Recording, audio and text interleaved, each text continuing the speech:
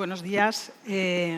Lo primero, daros las gracias a los cuatro por estar esta mañana aquí con nosotros en esta mesa donde se trata de hablar sobre si Europa puede ser competitiva sin renunciar a sus valores, algo que creemos importante, y todo en un contexto geopolítico que, como ya se ha planteado en alguna intervención anterior, es altamente complicado, porque tenemos ahí una lucha entre Estados Unidos y China para alcanzar la hegemonía mundial, lo que indudablemente pasa por controlar o querer controlar las tecnologías de futuro. El repentino cambio en los equilibrios globales está metiendo presión, desde mi punto de vista, al Ejecutivo comunitario y a los diferentes estados de la Unión Europea, que se han visto, yo creo, forzados o obligados a reordenar sus prioridades para ganar, como decía antes el secretario de Estado, autonomía estratégica, ¿no? Cada vez hay más voces que aseguran que Europa no debe de seguir dependiendo tanto de terceros países, y no solo en materia de defensa, como se está viendo en los últimos tiempos, sino también ganar soberanía tecnológica en inteligencia artificial, en robótica inteligente, computación cuántica, en la industria de los chips, tecnologías, todas ellas disruptivas y que van a impactar en nuestras vidas y en la mayoría de las industrias. El punto de partida yo creo que no es, aunque se va avanzando mucho, pero no es muy bueno. Y voy a dar una serie de datos que he recopilado para donde sostener esta visión, ¿no? En el ámbito de soberanía digital, Europa ha retrocedido en la última década. Entre 2013 y 2023, la participación de la Unión Europea en los ingresos mundiales del mercado tecnológico cayó del 22% al 18%, mientras que Estados Unidos subía del 30% al 38% y China del 10% al 11%. Además, la dependencia tecnológica de Europa es clara en algunas tecnologías críticas. Por ejemplo, hablamos de los servicios en la nube. Amazon, Microsoft o Google acaparan más del 70% de los servicios en la nube utilizados por las empresas europeas. Y hace apenas un mes, por ejemplo, el Tribunal de Cuentas de la Unión Europea concluyó que la ley de chips europea ha sido un fracaso y que la Unión Europea va a tener muy complicado conseguir los objetivos que se marcó de fabricar el 20% de los chips a nivel mundial para 2030. Y por último, por citar otro ejemplo, la Universidad de Stanford ha publicado recientemente un informe donde señala que Europa solo produjo en 2024 3 modelos de lenguaje relevantes frente a los 40 desarrollados por Estados Unidos y los 15 de China, lo cual demuestra el retraso de la Unión Europea en la parte de inteligencia artificial. Los datos yo creo que muestran esa evidencia que decíamos, pero el gran interrogante es si estamos a tiempo de revertir toda esta situación, que para eso es lo que quiero que vosotros también deis vuestra opinión sobre el tema. Carlota, para ti va la primera pregunta. ¿Por qué es tan importante la soberanía tecnológica y está Europa a tiempo de alcanzarla? ¿Y qué papel juega en todo esto la Dirección General de Competencia de la Comisión Europea? Gracias, Marimar, por tu pregunta y gracias a Digitales por la invitación. Es un placer estar aquí desde la Comisión Europea. No pretendo representarla a toda ella, pero al menos parte de ella y lo que hacemos en la Dirección General de Competencia, y estoy muy contenta de ver a muchas caras familiares.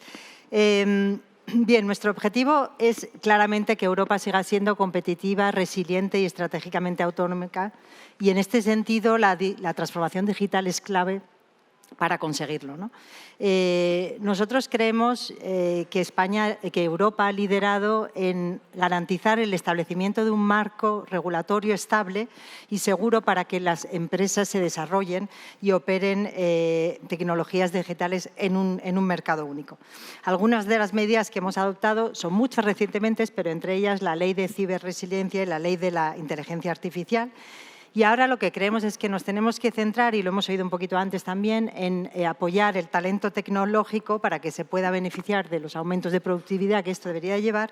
Y también la Comisión está trabajando en estos momentos en un esfuerzo muy fuerte de simplificación, lo hemos oído antes creo, simplificar la fragmentación normativa y la complejidad administrativa y prestar especial atención a las empresas emergentes, a las pymes y a las innovadoras.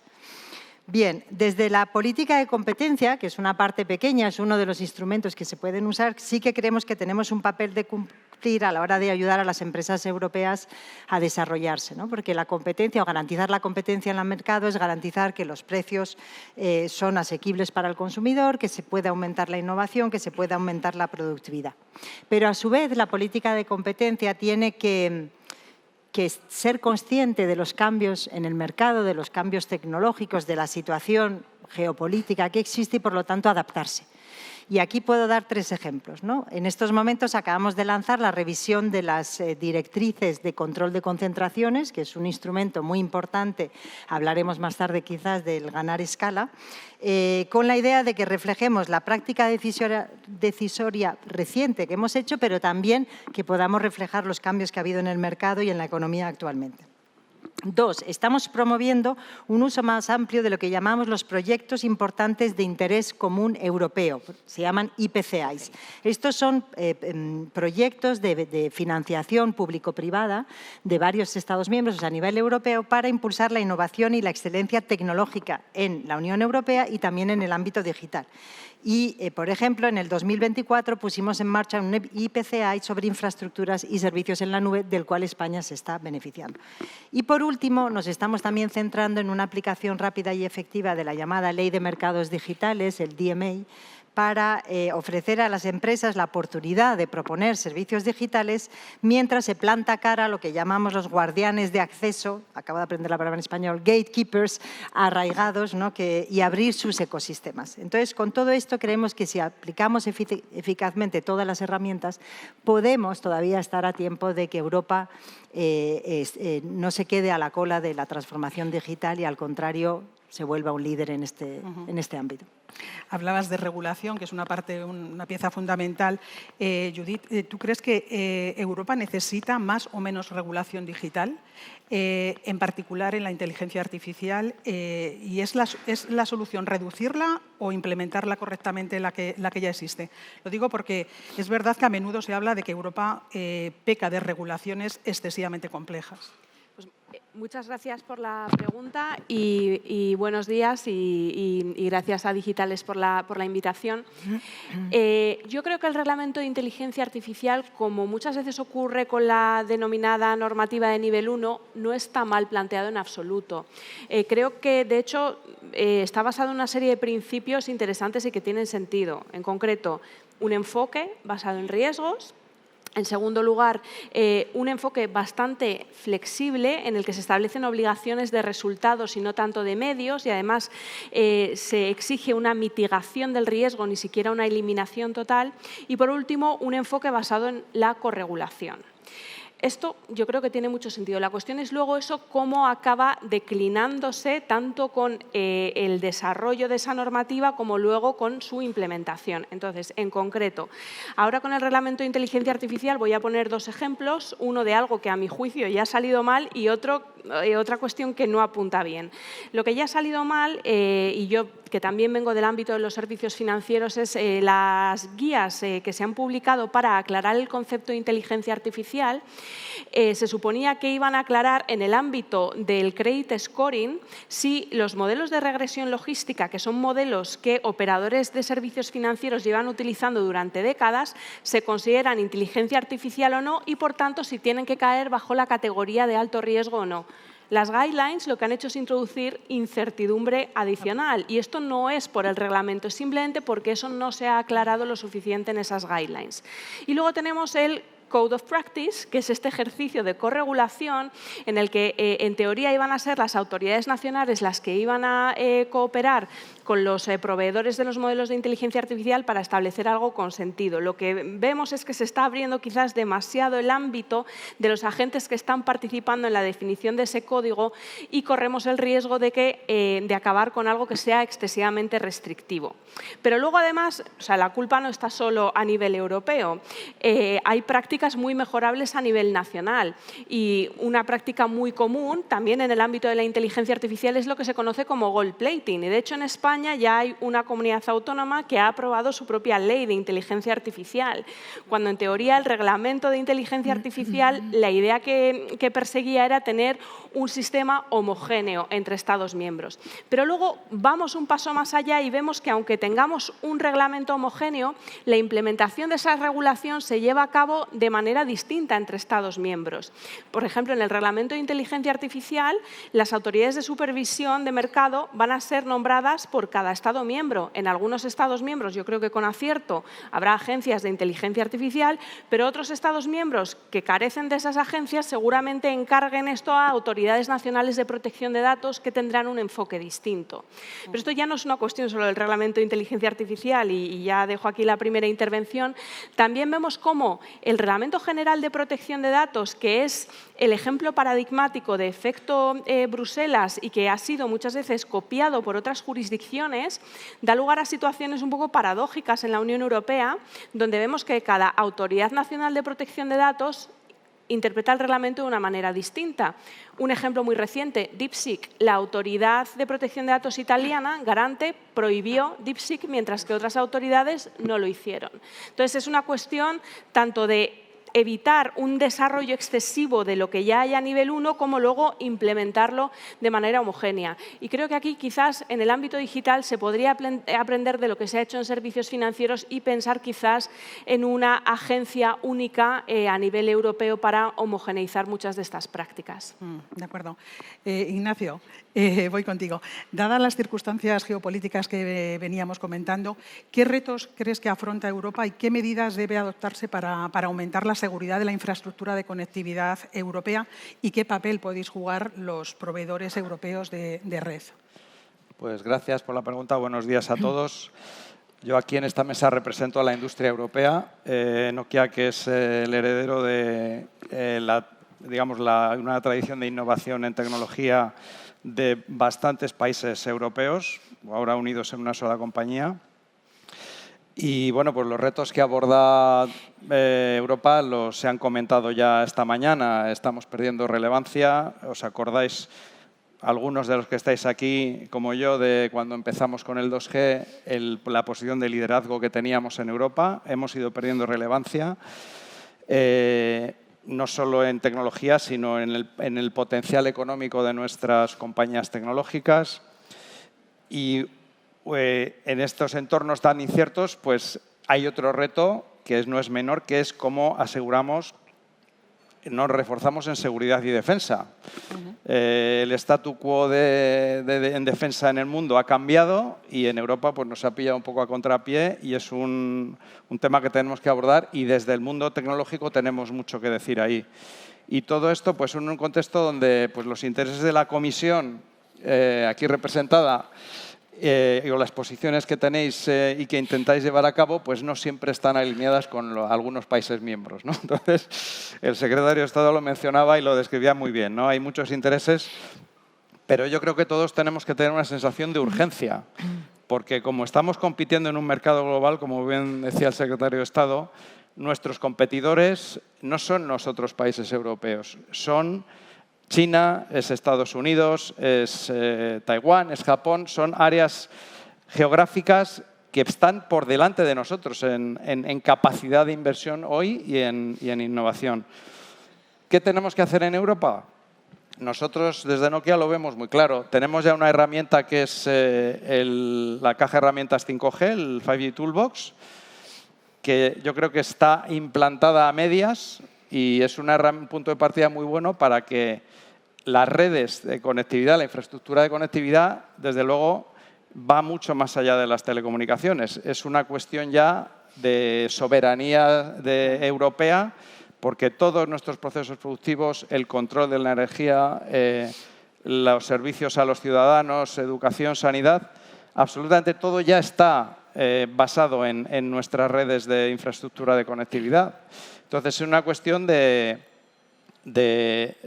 proteger lo que somos como continente y para ello pues, hay que apoyarse en el desarrollo de estas redes en proveedores de confianza. que aseguren que no hay amenazas que ponen en riesgo pues, todos estos servicios, ¿no? Y el tema de la autonomía estratégica, que se ha mencionado ya varias veces esta mañana, pues afortunadamente, no en otros casos como la IA o el cloud computing, pero en telecomunicaciones sí tenemos proveedores europeos competitivos a nivel global. Pues apoyémonos en los proveedores europeos. No tenemos que irnos fuera de Europa para construir redes de última generación al máximo nivel. Tanto Ericsson, que está aquí en la sala, como Nokia, tenemos capacidad sobrada para desplegar grandes redes a gran velocidad.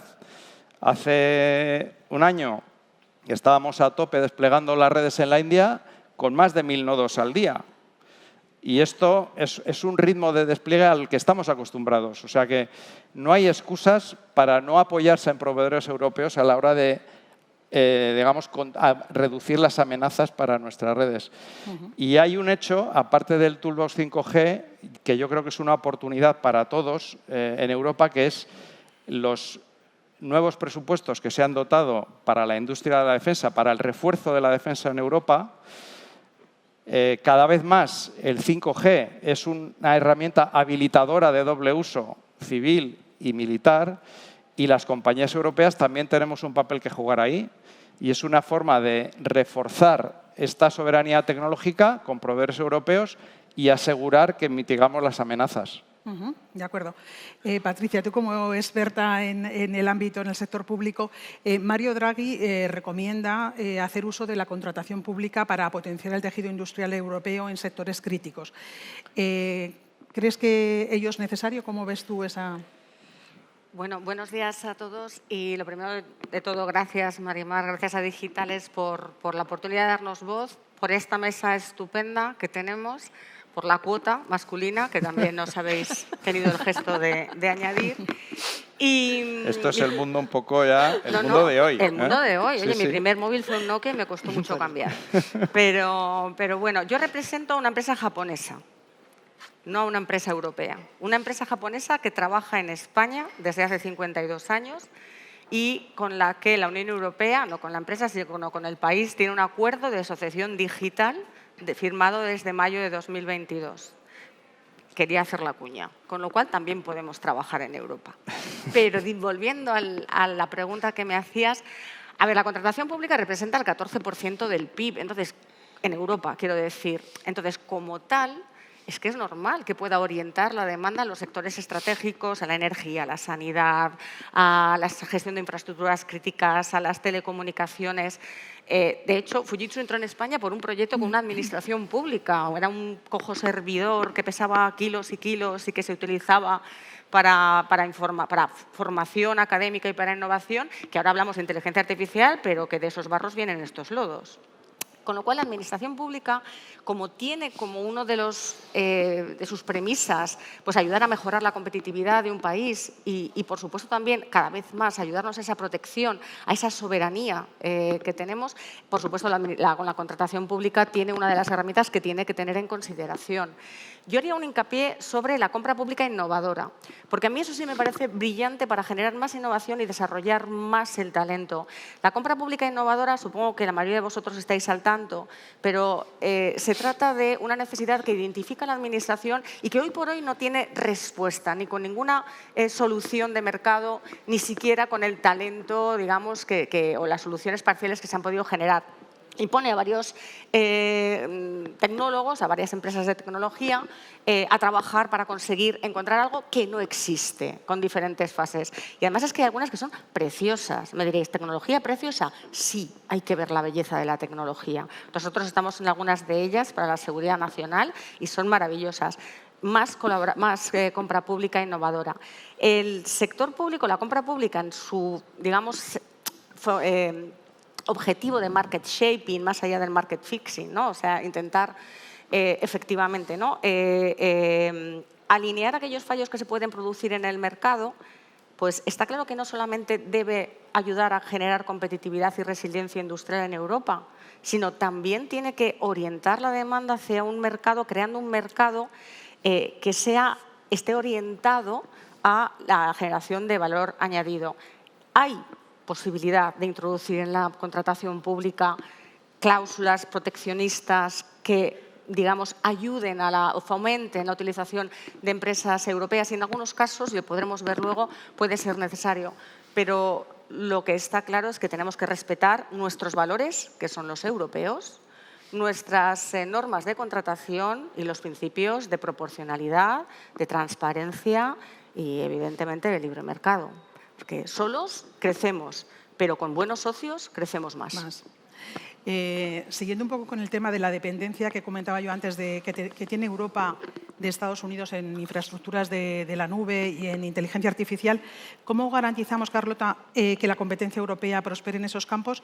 Y me gustaría saber tu opinión si estamos a tiempo o no de crear campeones europeos, pues como tenemos Airbus, por ejemplo, en tecnologías estratégicas de inteligencia artificial, de la nube, de robótica inteligente, de la industria de los chips. Por ejemplo, recientemente en Japón se creó Rapidus, que es un campeón japonés para desarrollar, fabricar chips avanzados. ¿Estamos todavía a tiempo en Europa de crear esos campeones europeos en esas áreas? Bueno, primero, un poco lo que decías en tu introducción, ¿no? Yo creo que es cierto, hay que reconocer que hay una cierta dependencia, y lo ha dicho el informe Draghi, y es uno de los puntos más críticos y más sensibles, digamos. Y como decías antes, en la nube pues hay 3 hiperescaladores muy grandes que acaparan entre ellos 70% del mercado. Con lo cual, como decía un poco en la primera pregunta, establecer el liderazgo de la Unión Europea y asegurarnos que Europa es un continente de la IA y de la nube tiene que ser una prioridad, es una prioridad, y en ese contexto la Unión Europea está tratando de poner un marco y una serie de normas que fomenten un marco reglamentario estable o las inversiones, ¿no? Porque se trata efectivamente en particular de cuestiones de inversiones y de I+D, como lo habíamos comentado antes, la IPCEI que he comentado de la nube, por ejemplo. Entonces, ya desde la nueva comisión, desde el año pasado, se han adoptado ya cosas como la brújula de la competitividad, la ley del desarrollo de la nube y de la IA, o el plan de acción para el continente de la IA. O sea que después del reglamento de la IA ya hemos sacado toda una serie de normativas con idea de encuadrar esto a nivel europeo y también de fomentar la inversión. Al mismo tiempo, la Unión Europea puede apoyarse y fomentar los puntos fuertes de lo que tenemos aquí, ¿no? Por ejemplo, el gran mercado único, ¿no? Lo hablábamos antes, es un mercado único con un conjunto de normas y con una serie de valores que son los que queremos que se respeten aquí en Europa, ¿no? Y eso es muy importante, que Europa siga liderando en esos temas. Segundo, aprovechar el nivel de investigación y de ciencia de alta calidad que tenemos. Garantizar una escena de startups que prolifere, ¿no? que pueda crecer, y una base sólida, lo decíamos antes, del poder computacional, donde también Europa se puede posicionar. Una vez más, ¿cómo contribuye la política de competencia a todo esto? ¿Cómo contribuye a la competitividad? Creemos que puede crear las condiciones para el crecimiento, ¿no? Y ahí, en la última década, Europa se ha perfilado como liderando la lucha contra las grandes empresas, ¿no? Cuando vemos la aplicación de las normas de competencia, los abusos de posición de dominio se han perseguido en Europa mucho antes y de manera más fuerte que lo que se ha hecho incluso en Estados Unidos, ¿no? Solo el año pasado sacamos la última decisión de conductas contra Facebook Marketplace por un tema de ventas liadas. Se confirmó nuestra decisión contra Google Shopping, un caso muy antiguo. El Tribunal de Justicia lo confirmó como que se había establecido una posición de dominio, un abuso que era malo para los consumidores. Y en el tema de concentraciones, por ejemplo, últimamente estamos muy activos en vigilar determinadas cooperaciones entre empresas digitales para verificar si pueden constituir una concentración y quizás afectar al mercado, ¿no? Por ejemplo, todo lo que pasó con Microsoft OpenAI, cuando una empresa muy grande invierte cantidades de dinero y llega a un partnership muy importante con una empresa innovadora como OpenAI, pues tenemos que ir a mirar ahí si es algo que hay que mirar, que hay que controlar. Concluimos que no era una concentración.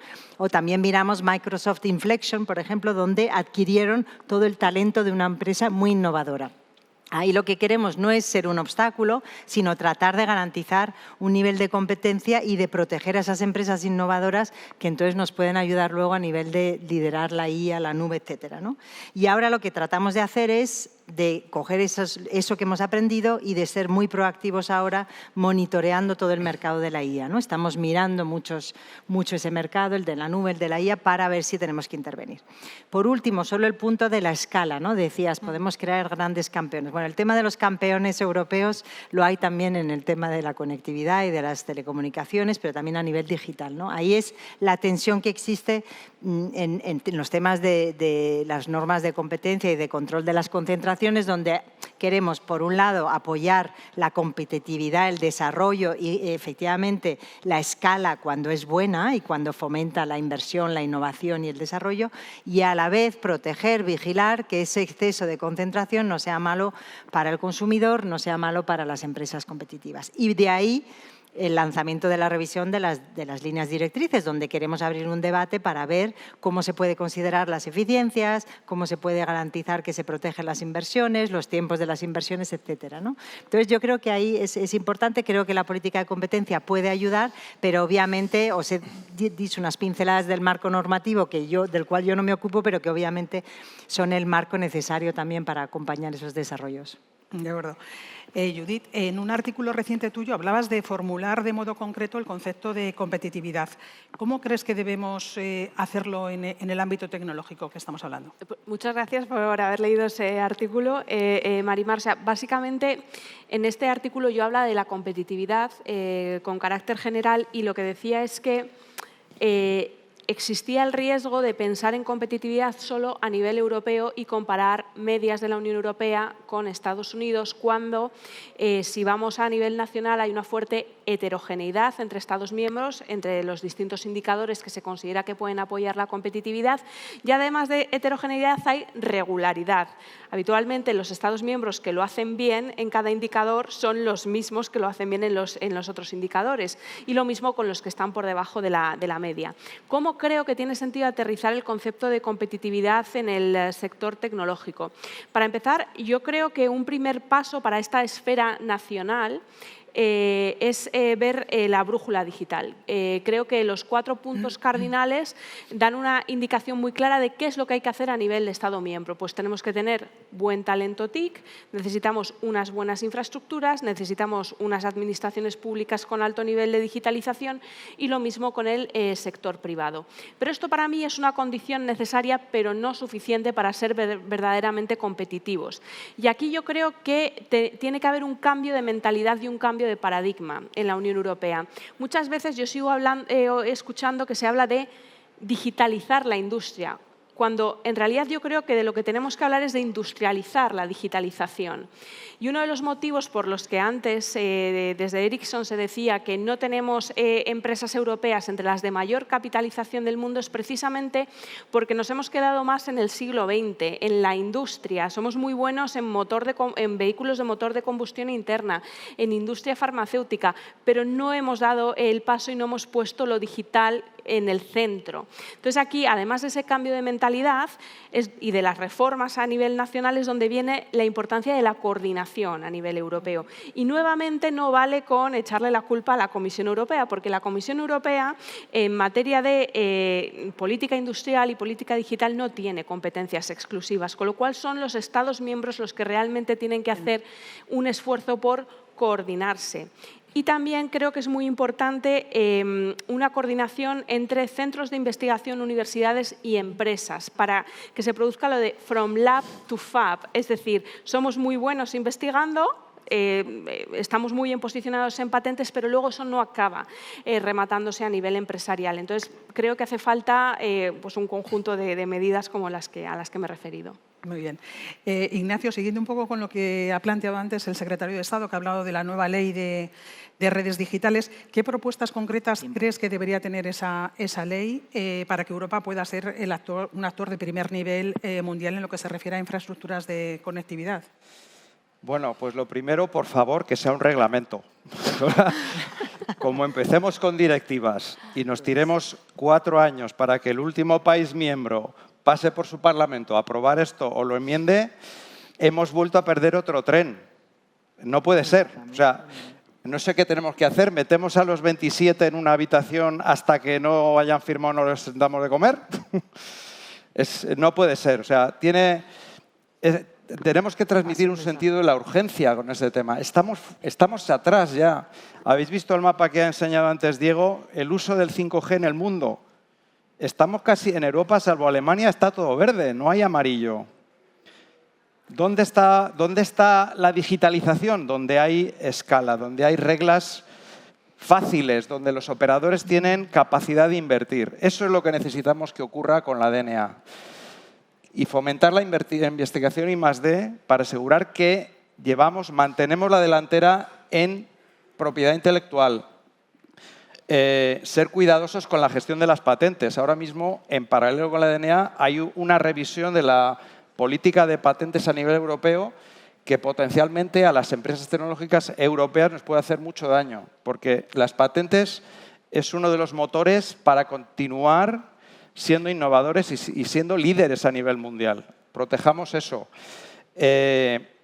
Evidentemente, la gestión del espectro fragmentada país por país es algo del siglo pasado. Es como hablar de los dinosaurios. O sea, tenemos que olvidarnos de una gestión del espectro por país. Tiene que haber una gestión unificada. En el 6G no podemos tener una subasta por país y esperar a que los operadores luego sean líderes en esta tecnología. Hay que dar herramientas a nuestros operadores para que realmente tomen el liderazgo. ¿Qué más cosas? Somos campeones en transición del cobre a la fibra. Desde luego ahí como chapó lo que hemos hecho. Y tenemos que seguir apoyando a que, digamos, esa gestión de las telecomunicaciones no pare ahí. La escala, volvemos a hablar de la escala. Yo creo que si me preguntáis con qué me quedaría yo de lo que vamos a hablar hoy, en telecomunicaciones el tamaño importa. No creo que a ninguno le quede dudas de eso. Y luego, pues eso, por supuesto, lo que ya he dicho antes, protejamos nuestra soberanía tecnológica, desarrollemos el Toolbox 5G. Para mí esas son las claves y cuanto antes mejor. Urgencia. Patricia, tú perteneces o trabajas para una empresa japonesa.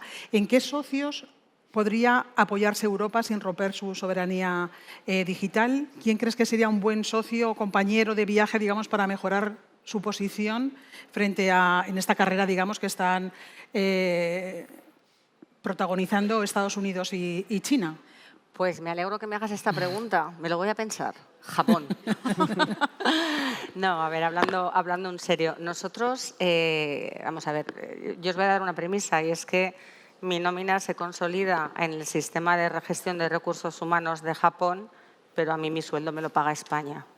Y eso es algo que todos los que trabajamos, los 2.700 empleados de Fujitsu en España, tienen más que claro. No vamos a conseguir arrebatar la soberanía ni a Estados Unidos ni a China porque las premisas son diferentes, porque nuestro enfoque es completamente distinto y porque nuestros valores democráticos son completamente opuestos, por decirlo. Bueno, opuestos no, pero digamos dispares, vamos a dejarlo así.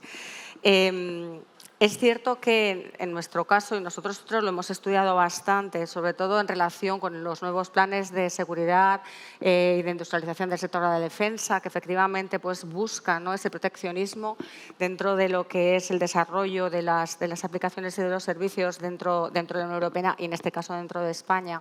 Pero Japón es un país, una región que aporta innovación, que aporta sostenibilidad, que es neutral desde la Segunda Guerra Mundial, no belicista y que comparte unos valores democráticos comunes. Nuestro propósito, por poneros un ejemplo, es ayudar a generar un mundo más sostenible, creando confianza en la sociedad a través de la innovación. Sostenible, confianza e innovación. Hay que pensar que la regulación, por ejemplo, la regulación europea que tenemos que desarrollar, y estoy de acuerdo con Judith, la tenemos que desarrollar más en el cómo. Yo creo que el qué lo tenemos todos muy claro, pero tenemos que aterrizarla todavía más en el cómo y hacerlo extensivo a todos. La regulación europea se basa en la protección de la persona, del individuo. Las regulaciones, las premisas americanas en la del mercado y las chinas en las del Estado. Un Estado en el que nadie elige a sus representantes. En ese sentido, en Japón estamos mucho más próximos, firmamos, como he comentado previamente, ese acuerdo de asociación digital que permite, que facilita que se trabaje conjuntamente en líneas como inteligencia artificial, identidad digital, ciberseguridad o tecnologías cuánticas y que permite el intercambio libre de datos para conseguir, digamos, un mayor crecimiento entre ambas regiones con unas características de gobernanza digital suficientes como para poder realmente asegurar que tenemos la protección de los datos. Y en ese sentido, tenemos una ley en Japón de protección de inteligencia artificial que se firmó hace 2 semanas, en mayo, y que es verdad que no introduce disposiciones penales porque Japón es más de autorregularse, pero sí que está un poco, digamos, inspirada en las regulaciones que se han expuesto en Europa.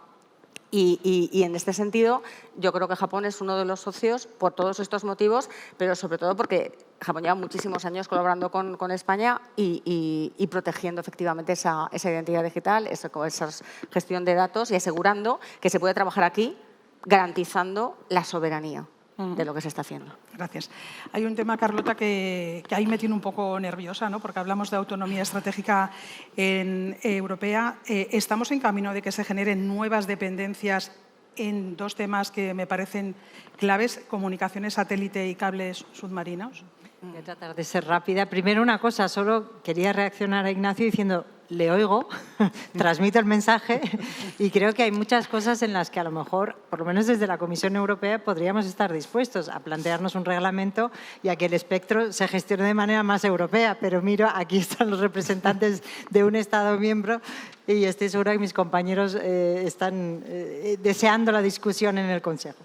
Bueno, el tema de cables submarinos y de comunicaciones satélites es clave y efectivamente los cables submarinos son una de las infraestructuras de red, son básicas pero críticas, ¿no? Y son vulnerables, ¿no? Se han visto los ataques en el Mar Báltico hace poco y lo mismo en comunicaciones satelitales, donde hay una dependencia fuerte y vimos también ese riesgo durante la guerra de Ucrania, ¿no? Cuando había el riesgo de que se cortaran las comunicaciones de Starlink. Con lo cual, somos conscientes ahí también de que nos estamos quedando atrás, salió mucho en el informe Draghi y se ha puesto mucho énfasis desde la nueva comisión en focalizarnos en esa infraestructura base, en las 2 y con esto hemos sacado pues, un montón de papeles, porque es lo que nos gusta en Bruselas y no tenemos muchísimo tiempo, pero quizás decir que a nivel de financiación tenemos el programa Horizonte Europa de ahora, del programa actual, donde se puede estar financiando comunicaciones satélites de 1,6 billones de euros, por ejemplo, o la iniciativa Cassini con 1.000 millones de euros para startups. También hemos aprobado, no más tarde que la semana pasada, la fusión de SIS con Intelsat, uno de los 2 operadores satelitares también que proveen bastante capacidad y es importante, y el programa IRIS-2 que ofrece criptografía cuántica, que son comunicaciones seguras para los gobiernos, ¿no? Entonces, estos son temas bastante importantes. Y en cables submarinos hemos sacado todo un plan de acción de seguridad del cable, una recomendación sobre las infraestructuras del cable para que sean más seguras y resilientes y se va a proponer un marco de inversión en infraestructuras de cable. O sea, que se está poniendo una vez más un marco de normas y de inversión focalizado en esa infraestructura que quizás desgraciadamente hasta hace poco no se había puesto bastante énfasis y ha salido ahora más reciente con la situación geopolítica. A ver, nos quedamos sin tiempo y luego quiero que cada uno tengáis un momentito para dar vuestro titular o vuestro broche de cierre, pero sí me gustaría, Ignacio, que me comentaras si favorece la consolidación de operadores teleco la soberanía tecnológica europea o la debilita. A ver, yo solo voy a dar un dato. China, en promedio 400 millones de clientes por red móvil 5G. Estados Unidos, 300 millones. Perdón, India, 300 millones. En Estados Unidos están alrededor de 100, un poquito por debajo. Europa, en promedio, no llegamos a 5 millones de clientes por red móvil. No sé si tengo que dar más datos. Más datos, ¿no? O sea, una empresa, como son los operadores, es capaz de generar ingresos y reinvertir en inversión y en innovación en función de estas economías de escala. Entonces, para mí, evidentemente, la consolidación de operadores es una necesidad en Europa. Por supuesto, manteniendo el foco en que no perjudique a la competencia, pero haciéndolo de una forma inteligente y mirando al futuro. Y no, digamos, enfocándonos solo en el precio del servicio, sino y el tema de los famosos remedies, pues es una herramienta muy buena para poner las condiciones para que esas consolidaciones fomenten la inversión en infraestructura y en innovación, en vez de penalizarla, dándole unos activos a otra empresa y replicando el modelo competitivo con 4 operadores por país que no se sustenta en el mundo de hoy. Quizá hace 40 años o 30 sí, hoy ya no, hoy son demasiados. De acuerdo. Entonces, bueno, pues no digo más. Bueno, pues lo dicho, nos quedamos sin tiempo. Perdón, Patricia, si quieres una última reflexión para cerrar por tu parte la charla. Sí, gracias. A ver, yo creo que la tecnología hoy por hoy es poder, es geoestrategia y si no somos soberanos seremos vulnerables, sin ninguna duda. Tenemos que seguir invirtiendo en desarrollar, que Europa sea una región competitiva en sus tecnologías. Me pregunto si 1.000 millones de inversión de la Unión Europea en inteligencia artificial a través de Horizonte Europa o Europa Digital son suficientes. Tenemos que generar el liderazgo desde la competitividad y no desde la discriminación positiva. Quedarnos con lo interno solo por el hecho de ser interno sin que sea competitivo no es suficiente porque perderemos nuestra competitividad como país. Y tenemos que apoyarnos en socios que aporten y que no sean arriesgados. Japón es un ejemplo, pero Canadá o Australia son otros países con los que podemos contar. Muy bien. Ignacio, pues cierra tú también, pon tu broche. Yo solo 3 palabras. El tamaño importa. Muy bien, rápido y conciso. Judith. Un último mensaje en relación con la autonomía estratégica. No habrá autonomía estratégica sin libre mercado. Es una, no sé si utopía o más bien distopía, plantearse repatriar todas las cadenas de valor globales a territorio de la Unión Europea. Eso no funciona. Del mismo modo que estamos haciendo un análisis de cuáles son nuestras dependencias con respecto al exterior, también tiene sentido ver cuáles son las dependencias del exterior con respecto de la Unión Europea, porque nosotros también jugamos un papel importante, tú eres una gran experta en semiconductores, jugamos un papel importante en una parte muy concreta de la cadena de valor global de semiconductores. Nos tenemos que apalancar en esas partes estratégicas de la cadena de valor, identificar cuáles son y a futuro también ver dónde nos queremos posicionar y eso es la verdadera autonomía estratégica abierta. De eso me hubiera gustado preguntarte también, pero nos hemos quedado sin tiempo. Carlota, también tu titular o tu cierre. 2 mensajes. Tengo que responder a Ignacio otra vez, pero el tamaño importa. Creo que lo que es obvio es que lo que falta en Europa es un mercado europeo de las telecomunicaciones, porque si nos ponemos a comparar, las empresas compiten a nivel nacional y ese es el problema y por eso miramos al Digital Networks Act y a ver si creamos un mercado más europeo. Si no, sobre mi libro, sigo convencida que la política de competencia puede ayudar y es clave en contribuir a que los mercados funcionen mejor y que, por lo tanto, Europa, las empresas puedan agarrarse al desarrollo y a la transformación digital y que desde Europa claramente es un objetivo que Europa lidere ahí y crear un marco, un entorno de normas que ayuden a eso y que fomenten la inversión y la ayuda en I+D. Muy bien, pues muchísimas gracias por estar aquí con nosotros y compartir todas estas ideas sobre las que hemos hablado, que muy interesantes.